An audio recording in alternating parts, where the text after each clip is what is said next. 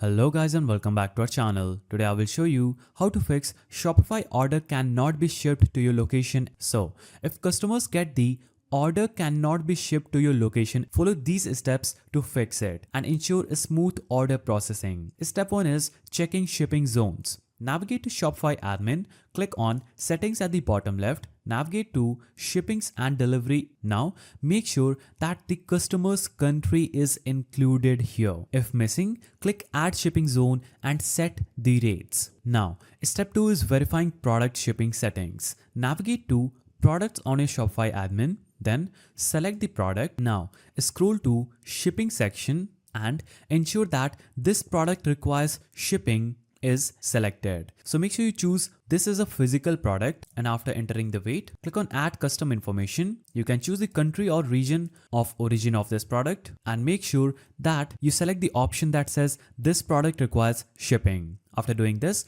click on save option at the top right and that would instantly fix your problem. Now, step 3 is fixing addresses and format issues. So you can ask the customer to double check their address format, ensure the country or zip code isn't missing or incorrect. Step 4 will be checking carrier and third-party app settings.